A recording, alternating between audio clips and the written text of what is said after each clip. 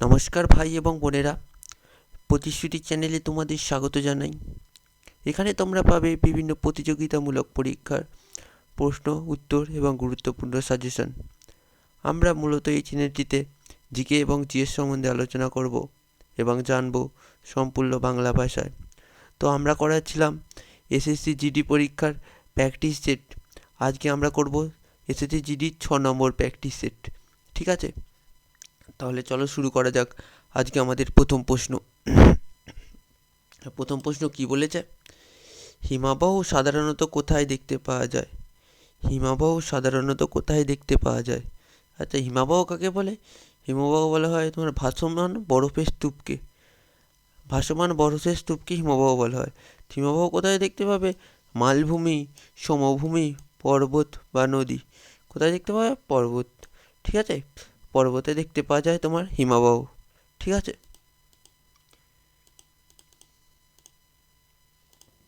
পরের প্রশ্নটা কি বলেছে? জাতীয় গ্রামীণ কর্মসংস্থান গ্যারেন্টি আইন প্রতি গ্রামীণ পরিবারে প্রতি বছর কত দিনের কর্মসংস্থানের নিশ্চয়তা দেয়? জাতীয় গ্রামীণ কর্মসংস্থান গ্যারেন্টি আইন প্রতি গ্রামীণ পরিবারে প্রতি বছর কত দিনের কর্মসংস্থানের নিশ্চয়তা দেয়? এটা কত বছর বলেছে? 250, নাকি 200, নাকি 300, নাকি 100? এটা হবে 100 দিন। ঠিক আছে, 100 দিনের কর্মসংস্থানের নিশ্চয়তা দেয়। এটা তোমার সাধারণত তোমার গ্রামে হয়। একেবারে ঠিক আছে, 100 দিনের কাজ বলে তোমরা শুনে থাকবে, ওটাই এটা। আচ্ছা, এটা কি বলেছে? গ্রামীণ জনসংখ্যার কর্মসংস্থানের সুযোগ প্রদান এবং দরিদ্র হাত করার জন্য 2005 সালে এনআরইজিএ মানে জাতীয় গ্রামীণ কর্মসংস্থান গ্যারান্টি আইন এনআরইজিএ প্রণয়ন করা হয়েছিল। ঠিক আছে, আবেদনের 15 দিনের মধ্যে কর্মসংস্থান প্রদান করা না হলে এই স্কিমটি বেকারত্ব ভাতা প্রদান করে। তাহলে কি 15 দিনের মধ্যে আবেদন করার 15 দিনের মধ্যে যদি কোনো রকম কাজ না প্রদান করে, তাহলে সেক্ষেত্রে কি বেকারত্ব ভাতা প্রদান করে সরকার থেকে।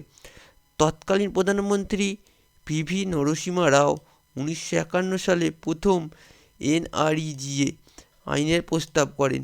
ঠিক আছে, তাহলে কে করেছিলেন এটা? পিভি নরসিমা রাও 1991 খ্রিস্টাব্দে। আচ্ছা, এইটি এখন নাম হয়েছে তোমার MG MG NREGA, Mahatma Gandhi জাতীয় গ্রামীণ কর্মসংস্থান গ্যারেন্টি আইন। এটা নামটা চেঞ্জ করে মহাত্মা গান্ধী জাতীয় গ্রামীণ কর্মসংস্থান আইন নাম হয়েছে এখন। ঠিক আছে, পরের প্রশ্নটা দেখো কি বলেছে? যে রাজ্য আইনসভার নিম্নকক্ষকে কি বলা হয়? রাজ্য আইনসভার নিম্নকক্ষকে কি বলা হয়? আচ্ছা, তাহলে দেখো যে কি বলেছে? বিধান পরিষদ, বিধানসভা, লোকসভা না রাজ্যসভা? রাজ্য আইনসভার নিম্নকক্ষকে রাজ্য আইনসভার নিম্নকক্ষকে কি বলা হয়? বিধানসভা বলা হয়। ঠিক আছে, বিধানসভা বলা হয়। আর বিধান পরিষদ হলো কি?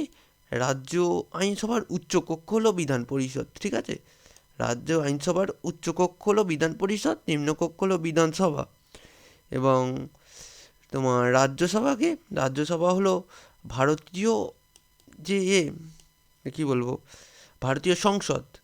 ভারতীয় সংসদের উচ্চকক্ষ হলো রাজ্যসভা এবং নিম্নকক্ষ হলো লোকসভা। ঠিক আছে, তাহলে রাজ্য আইনসভার উচ্চকক্ষ বিধান পরিষদ, নিম্নকক্ষ বিধানসভা, এবং ভারতীয় সংসদের উচ্চকক্ষ হলো রাজ্যসভা এবং নিম্নকক্ষ হলো লোকসভা। ঠিক আছে, কি বলেছে? বিধানসভার মেয়াদ ক বছর? বিধানসভার মেয়াদ মোটামুটি 5 বছর হয় সাধারণত। আর বিধান পরিষদ হলো বিধানসভার উচ্চকক্ষ, যা আইন পরিষদ নামেও পরিচিত। তাহলে বিধানসভা আইন পরিষদ নামেও পরিচিত। ঠিক আছে, আর কি বলে বিধান পরিষদ তোমার আইন পরিষদ নামে পরিচিত, বিধান পরিষদ। আর লোকসভা হলো ভারতীয় সংসদের নিম্নকক্ষ, এটা বললাম, লোকসভা হলো নিম্নকক্ষ।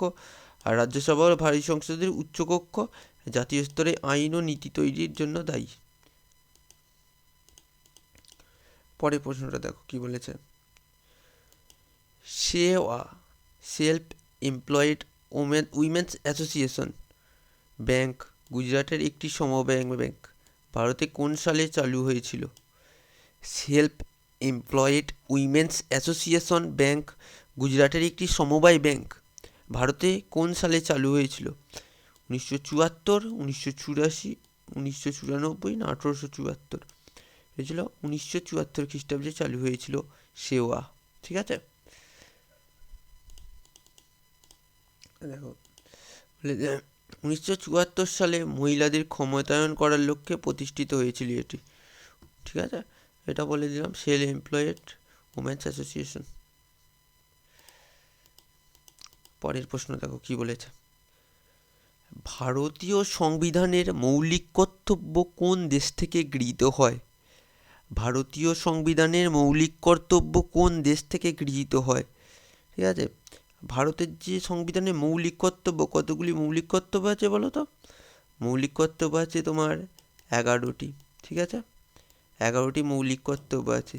এবার তোমাকে একটা ট্রিক্স বলে দিচ্ছি, এটি মনে রাখার, কারণ মৌলিক কর্তব্য এবং মৌলিক অধিকার এই দুটি বারবার গুলিয়ে যায়, কোথা থেকে নেওয়া হয়েছে। মৌলিক কর্তব্য 11টি আছে এবং এটি নেওয়া হয়েছে রাশিয়া থেকে। ঠিক আছে, রাশিয়াতে দেখো দুটো এস আছে পরপর, আর এখানে 11টি, তাহলে মনে রাখবে পরপর 11 SS। ঠিক আছে, এখানে ডবল এস আর এখানে ডবল 1, এটা মনে রাখবে। মানে মৌলিক কর্তব্য নেওয়া হয়েছে রাশিয়া থেকে, তাহলে তোমার মৌলিক অধিকার কোথা থেকে হয়েছে? মৌলিক অধিকার মার্কিন যুক্তরাষ্ট্র থেকে। ঠিক আছে, তাহলে এটা এভাবে মনে রাখবে, ডবল এস আছে আর ওখানে ডবল 1 আছে। বাকি ডিটেলসগুলো দেখো। ভারতীয় সংবিধানের মৌলিক কর্তব্যগুলি 1976 সালে 42তম সংবিধান সংশোধনী আইনের মাধ্যমে যুক্ত করা হয়েছিল। এই মৌলিক কর্তব্যগুলি কবে যুক্ত করা হয়েছিল? 1976 খ্রিস্টাব্দে। কততম সংবিধান সংশোধনী আইনে? 42তম সংবিধান সংশোধনী আইনে যুক্ত করা হয়েছিল। এটি সুপারিশ কে করেছিল? শরণ সিং কমিটি সুপারিশ করেছিল। ঠিক আছে, শরণ সিং কমিটি সুপারিশ করেছিল। এবং এই কর্তব্যগুলি ভারতীয় সংবিধানের 4A অংশে আছে। 4A এবং আর্টিকেল কত? 51A। ঠিক আছে, 4A অংশ এবং 51A আর্টিকেলে আছে। এটি একটি অন্যায় বিচারযোগ্য অংশ। ঠিক আছে, এটা ন্যায় বিচার করা হয় না এই অংশে।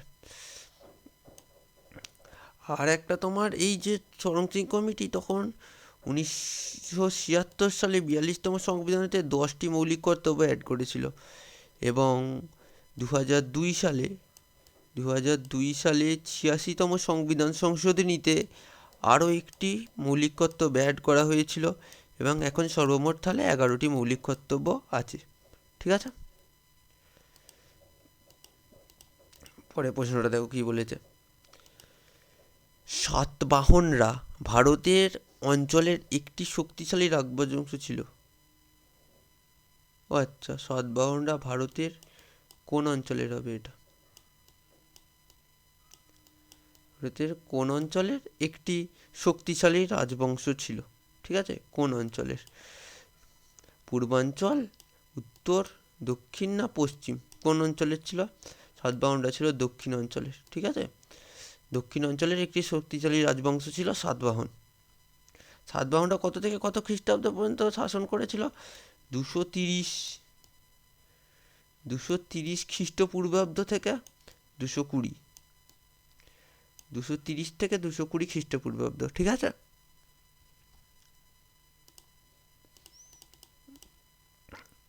আরেকটা কি বলেছে? বৌদ্ধ ও হিন্দু ধর্মের প্রচারে তারা গুরুত্বপূর্ণ ভূমিকা পালন করেছিল। তাহলে সাতবাহনরা বৌদ্ধ এবং হিন্দু ধর্মের প্রচারে গুরুত্বপূর্ণ ভূমিকা পালন করেছিল।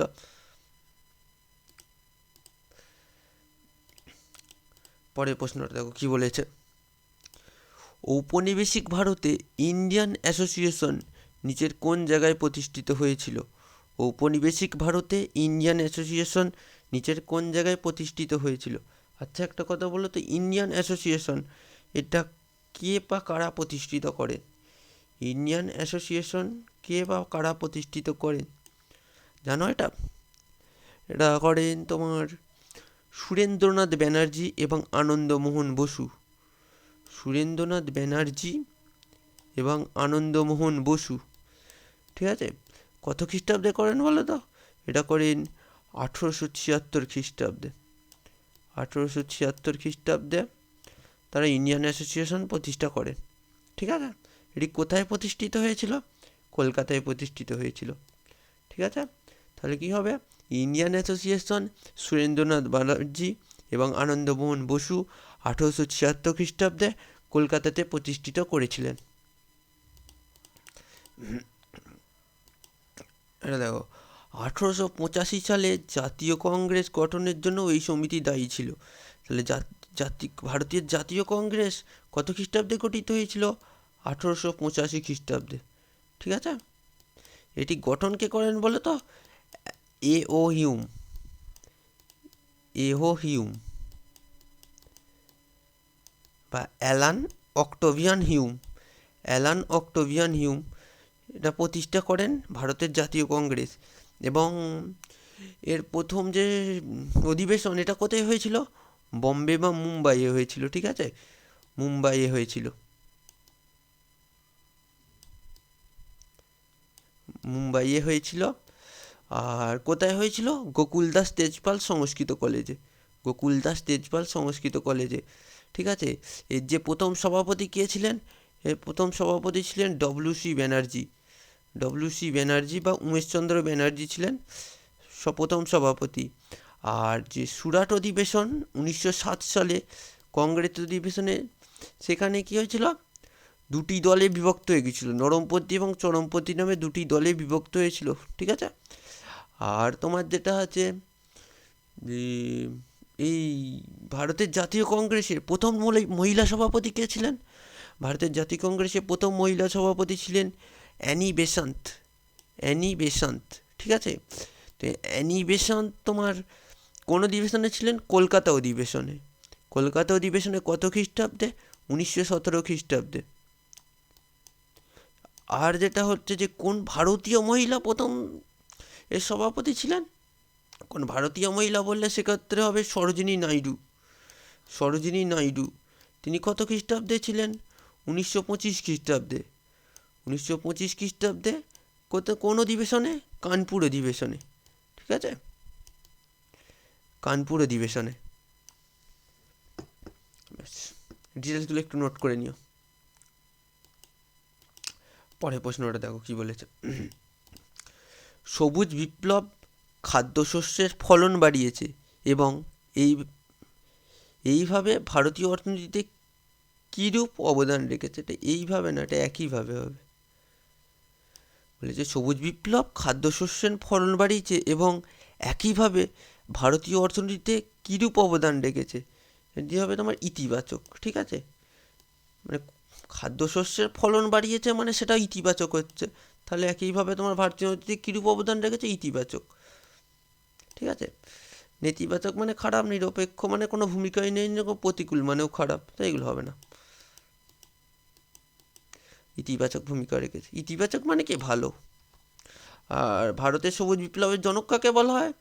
Doctor M S. স্বামীনাথন। ঠিক আছে, ডক্টর এম.এস. স্বামীনাথন। আর ভারতের সবুজ বিপ্লবে কোন কোন মানে খাদ্যশস্যের উপর জোর দেওয়া হয়েছিল?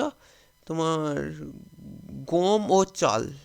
গম ও চালের উপর জোর দেওয়া হয়েছিল। ঠিক আছে, গম ও চাল।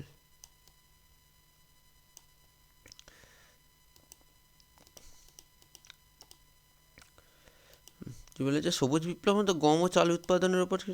আচ্ছা, এটি কত খ্রিস্টাব্দে হয়েছিল? 1960-এর দশকে হয়েছিল। 1960-এর দশকে মানে তোমার 1964 থেকে 66-র মধ্যে। 1964 থেকে 66-র মধ্যে হয়েছিল। আর সবুজ বিপ্লবে ব্যবহৃত উচ্চ ফলনশীল জাতগুলির জন্য প্রচুর জল এবং রাসায়নিক সার প্রয়োজন, যা মাটির অবক্ষয় এবং জল দূষণের মতো পরিবেশগত উদ্বেগের দিকে, মানে এটি যেমন তোমার একটা ইতিবাচক দিক ছিল, তেমন এটার একটি নেতিবাচক দিকও ছিল। সেটি এই দেখো, মাটির অবক্ষয় এবং জল দূষণ, এরকম পরিবেশগত যে খারাপ দিক সেইগুলি এর ফলে সৃষ্টি হয়েছিল প্রচুর পরিমাণে রাসায়নিক ব্যবহারের ফলে। ঠিক আছে,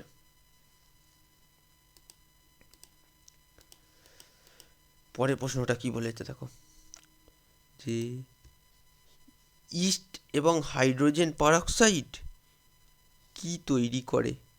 ইস্ট এবং হাইড্রোজেন পারঅক্সাইড কি তৈরি করে? কি কি oxygen, oxygen monoxide, carbon dioxide, carbon কি তৈরি করে? তো এটা তোমার কি করে? অক্সিজেন, অক্সিজেন তৈরি করে। ঠিক আছে, দেখো কি বলেছে, যে যখন ইস্ট হাইড্রোজেন পারঅক্সাইডের সাথে মিশ্রিত হয়, যখন ইস্ট হাইড্রোজেন পারঅক্সাইডের সাথে মিশ্রিত হয় তখন একটি প্রতিক্রিয়া ঘটে যা অক্সিজেন গ্যাস উৎপন্ন করে। ঠিক আছে, এর ফলে কি হয়? আর হাইড্রোজেন পারঅক্সাইড, আচ্ছা তুমি এটা দেখো, এটা হাইড্রোজেন পারঅক্সাইডের, এটা কি H2O2, আর যে তোমার রিয়াকশন করে কি হয়, তোমার হয় 2H2O প্লাস O2। ঠিক আছে,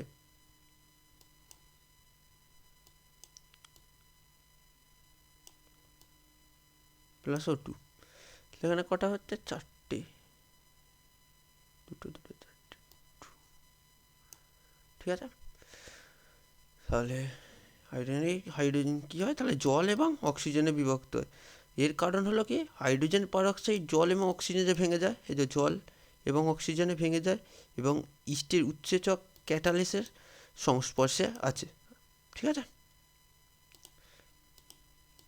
পরের প্রশ্নটা দেখো, যে ভারত সরকারের কোন কেন্দ্রীয় মন্ত্রী 2022 সালের নভেম্বরে ইন্ডিয়া কেম 2022 উদ্বোধন করেছিলেন? ভারত সরকারের কোন কেন্দ্রীয় মন্ত্রী 2022 সালের নভেম্বরে ইন্ডিয়া কেম 2022 উদ্বোধন করেছিলেন? কোন মন্ত্রী? কি বলেছে? রাজনাথ সিং, মনসুখ মান্ডাভিয়া, কিরণ রিজিজু, রাজীব চন্দ্রশেখর। কী করেছিলেন? মনসুখ মান্ডাভিয়া। মনসুখ মান্ডাভিয়া ইন্ডিয়া কেম 2022 উদ্বোধন করেছিলেন। দেখো, মনসুখ মান্ডাভিয়া ভারত সরকারের কেন্দ্রীয় রাসায়নিক ও সার প্রতিমন্ত্রী। ঠিক আছে, তাহলে মনসুখ মান্ডাভিয়াকে কেন্দ্রীয় রাসায়নিক আর সার প্রতিমন্ত্রী। মনসুখ মান্ডাভিয়া ভারতীয় রাসায়নিক শিল্পকে উন্নত করার জন্য বিভিন্ন উদ্যোগ, যেমন ফার্মা জনসমাধান পোর্টাল এবং উজ্জ্বলা ইউরিয়া প্রকল্প চালু করার ক্ষেত্রে সহায়ক ভূমিকা পালন করেছেন।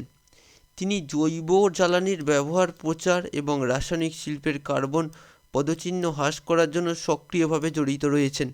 ঠিক আছে, আর রাজনাথ সিং কি কেন্দ্রীয় প্রতিরক্ষা মন্ত্রী হলেন রাজনাথ সিং। কিরণ রিজিজু হলেন কেন্দ্রীয় আইন ও বিচারমন্ত্রী এবং রাজীব চন্দ্রশেখর হলেন কেন্দ্রীয় দক্ষতা উন্নয়ন ও উদ্যোক্তা প্রতিমন্ত্রী। ঠিক আছে, পরের প্রশ্নটা দেখো কি বলেছে। 2022 সালের ফেব্রুয়ারিতে নির্বাচনের পর কে উত্তরাখণ্ডের নতুন মুখ্যমন্ত্রী হয়েছেন? 2022 সালের ফেব্রুয়ারিতে নির্বাচনের পর কে উত্তরাখণ্ডের নতুন মুখ্যমন্ত্রী হয়েছেন? ভূপেন্দ্র রজনীকান্ত প্যাটেল, জয়রাম ঠাকুর, পুষ্কর সিং ধামি, নাকি প্রমোদ সাওয়ান্ত? আচ্ছা, এগুলো দেখি। ভূপেন্দ্র রজনীকান্ত প্যাটেল তিনি কি? তিনি গুজরাটের মুখ্যমন্ত্রী। ঠিক আছে, গুজরাটের মুখ্যমন্ত্রী। জয়রাম ঠাকুরকে হিমাচল প্রদেশের মুখ্যমন্ত্রী, হিমাচল প্রদেশের। প্রমোদ সাওয়ান্ত হলেন বর্তমানে গোয়ার মুখ্যমন্ত্রী। ঠিক আছে, তাহলে আর পুষ্কর ধামি হলেন তোমার উত্তরাখণ্ডের। ঠিক আছে, উত্তরাখণ্ডের মুখ্যমন্ত্রী। এগুলো বলে দিলাম। পরেরটা দেখো কি বলেছে। ভারত কতবার পুরুষদের হকি বিশ্বকাপ জিতেছে? ভারত কতবার পুরুষদের হকি বিশ্বকাপ জিতেছে? আচ্ছা, এটা কোশ্চেনটা ভালো করে পড়বে তোমার, কারণ হকি বিশ্বকাপ বলেছে, অলিম্পিক বলেনি। ঠিক আছে, হকি বিশ্বকাপ। পুরুষদের হকি বিশ্বকাপ জিতেছে একবার, ভারত জিতেছে একবার। কত খ্রিস্টাব্দে? 1975 খ্রিস্টাব্দে। ঠিক আছে, 1975 খ্রিস্টাব্দে ভারত একবার জিতেছে এবং তারপর ভারত দুবার রানার্স আপ হয়েছে, মানে ফাইনালে গেছে, ফাইনালে গিয়ে হেরে গেছে। তো এটা কত খ্রিস্টাব্দে? 1982 এবং 2018, ঠিক আছে? 2000 এই দুবার ভারত রানার্স আপ হয়েছে, ঠিক আছে? আর ভারতের যে রেকর্ড আছে সেটা তোমার অলিম্পিকে তোমার ভারত হকি 8বার স্বর্ণপদক জিতেছে, মানে 8বার চ্যাম্পিয়ন হয়েছে, ঠিক আছে?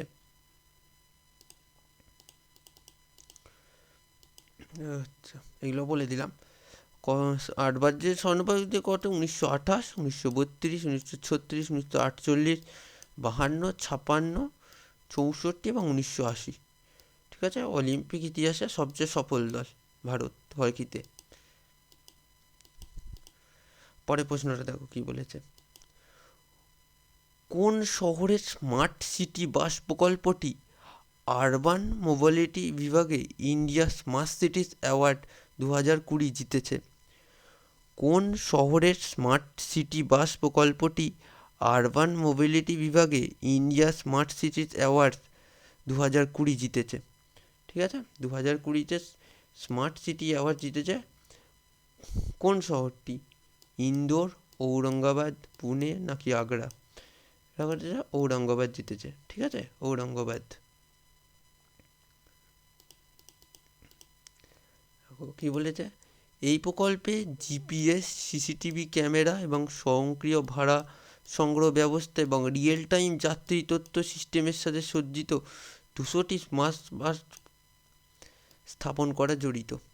মানে এই প্রকল্পে কি কি আছে? জিপিএস, সিসিটিভি ক্যামেরা এবং স্বয়ংক্রিয় ভাড়া সংগ্রহ ব্যবস্থা এবং রিয়েল টাইম যাত্রী তথ্য সিস্টেমের সাথে সজ্জিত 200টি স্মার্ট বাস স্থাপন। পরে প্রশ্নটা বলেছে, মণিপুরে বিখ্যাত ইয়াংসা উৎসব কতদিন ধরে পালিত হয়? মণিপুরে বিখ্যাত ইয়াংসা উৎসব কতদিন ধরে পালিত হয়? 4, 3, 2 নাকি 5? কতদিন ধরে পালিত হয়? 5 দিন ধরে পালিত হয় ইয়াংসা উৎসব, ঠিক আছে? 5 দিন ধরে, ঠিক আছে? এইটা গিয়ে এটা মণিপুরের হোলি নামে পরিচিত, মণিপুরের হোলি নামে পরিচিত ইয়াংসা উৎসব, ঠিক আছে?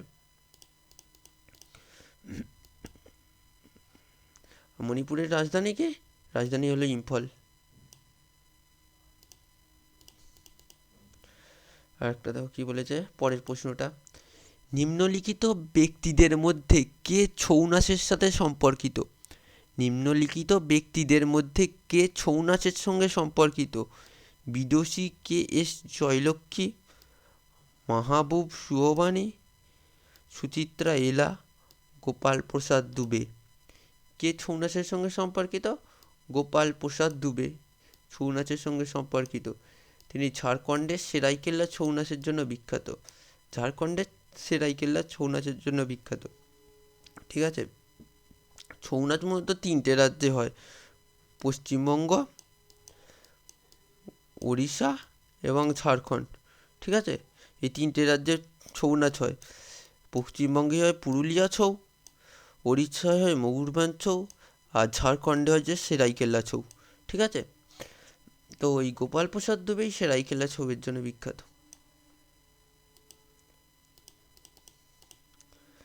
কি বলেছে, ছৌ নাচ হলো একটি ঐতিহ্যবাহী লোকনৃত্য যা ভারতের পূর্বাঞ্চলীয় রাজ্যগুলিতে, বিশেষ করে ঝাড়খণ্ড, পশ্চিমবঙ্গ ও ওড়িশায় উদ্ভিদ। গোপাল প্রসাদ দুবে একজন পদ্মশ্রী পুরস্কারপ্রাপ্ত এবং ছৌ নৃত্যের সেরাকেল্লা শৈলীর একজন বিশিষ্ট উদ্যোক্তা। আচ্ছা, বিশুদি কে এস জয়লক্ষ্মী, তিনি একজন বিখ্যাত ভারতনাট্যম নৃত্যশিল্পী, এটা মনে রাখবে। বিশুদি কে এস জয়লক্ষ্মী তিনি একজন ভারতের বিখ্যাত ভারতনাট্যম। মাহবুব সুবহানি তিনি ভারতের তেলেঙ্গানার একজন সমাজকর্মী এবং রাজনীতিবিদ। আর সুচিত্রা এলা একজন ভারতীয় বিজ্ঞানী এবং ভারতের বায়োটেকের যুগ্ম ব্যবস্থাপনা পরিচালক, ঠিক আছে? তিনি একজন ভারতীয় বিজ্ঞানী হলেন সুচিত্রা এলা। পরের প্রশ্নটা দেখো কি বলেছে, কনজিউমার প্রোটেকশন অ্যাক্ট 2019 অনুসারে একটি ই কমার্স সত্তা হলো ভারতীয় কোম্পানি আইন অনুযায়ী একটি কোম্পানি এবং একটি সম্মতি নিশ্চিত করার জন্য কাকে নিয়োগ করবে? আচ্ছা, প্রশ্নটা ভালো করে পড়ো। বলেছে কনজিউমার প্রোটেকশন অ্যাক্ট 2019 অনুসারে একটি ই কমার্স সত্তা হলো ভারতীয় কোম্পানি আইন অনুযায়ী একটি কোম্পানি এবং এটি সম্মতি নিশ্চিত করার জন্য কাকে নিয়োগ করবে? তবে অধীনস্থ জুনিয়র কর্মচারী, কনসিলিয়েশন অফিসার নাকি নোডাল অফিসার? তো এটা হবে নোডাল অফিসার। ঠিক আছে, তো কি একজন নোডাল অফিসার নিয়োগ করবে।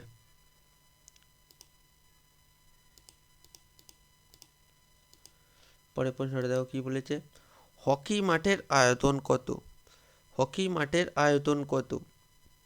95 মিটার 60 মিটার লম্বা, 95 মিটার লম্বা এবং 60 মিটার চওড়া, 96 মিটার লম্বা এবং 55 মিটার চওড়া, 90 মিটার লম্বা এবং 50 মিটার চওড়া, নাকি 91.4 মিটার লম্বা এবং 55 মিটার চওড়া? তো এটা হবে তোমার লাস্টেরটা, অপশন ডি, 91.4 মিটার লম্বা এবং 55 মিটার চওড়া। ঠিক আছে,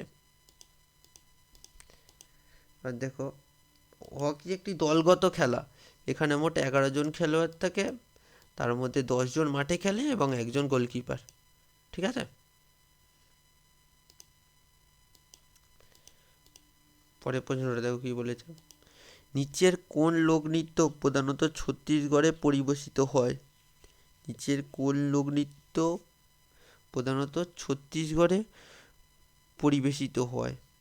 রাউত, কালবেলিয়া, ভাংড়া নাকি রৌদ্র? কোনটি পরিবেশিত হয় ছত্তিশগড়ে? তো এটি হবে রাউত। ঠিক আছে, রাউত হয়ে যাবে সঠিক উত্তর।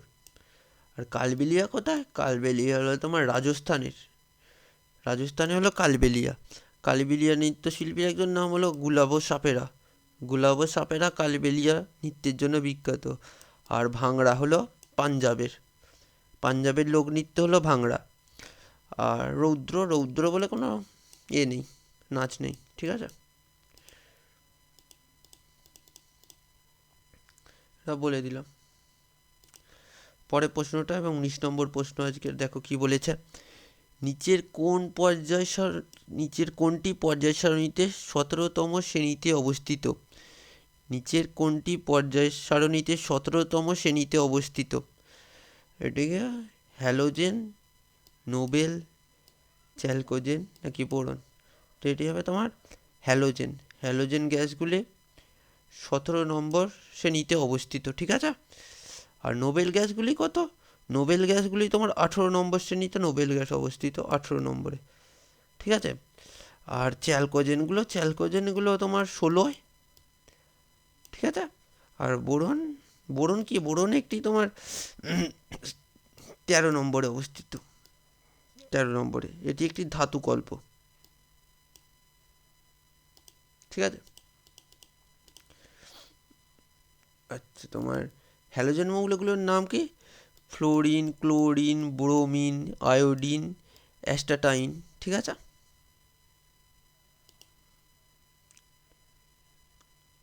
পরের প্রশ্নটা মানে আজকে লাস্ট প্রশ্ন, এটা 20 নম্বর প্রশ্ন। কি বলেছে? সবুজ বিপ্লবের ফলে কোন ফসল বেশি লাভবান হয়েছে? সবুজ বিপ্লবের ফলে কোন ফসল বেশি লাভবান হয়েছে? খাদ্যশস্য, শাকসবজি, তৈলবীজ নাকি ডাল? সেটি হবে খাদ্যশস্য। ঠিক আছে, খাদ্যশস্য বেশি লাভবান হয়েছে। তো আমি বললাম যে একটু আগেই যেটা বললাম, চাল এবং গম এগুলো তো খাদ্যশস্য, এগুলো বেশি লাভবান হয়েছে। ভারতীয় সবুজ বিপ্লব কত থেকে বললাম? 1960-এর দশকে চালু হয়েছিল। এই করেছিলেন ডক্টর এম.এস. স্বামীনাথন। ঠিক আছে, আর কি কি? আচ্ছা, এগুলোই থাক তাহলে। ঠিক আছে, ভিডিওটি ভালো লাগলে লাইক করে দিও, চ্যানেলটি নতুন হয়ে থাকলে সাবস্ক্রাইব করে দিও। আর এই পিডিএফগুলো ফ্রিতে পাওয়ার জন্য টেলিগ্রাম চ্যানেলের লিঙ্ক ডিসক্রিপশানে দেওয়া আছে, টেলিগ্রাম চ্যানেলটা জয়েন করে দিও। ঠিক আছে, আজকে তাহলে এই পর্যন্তই রাখলাম, টাটা।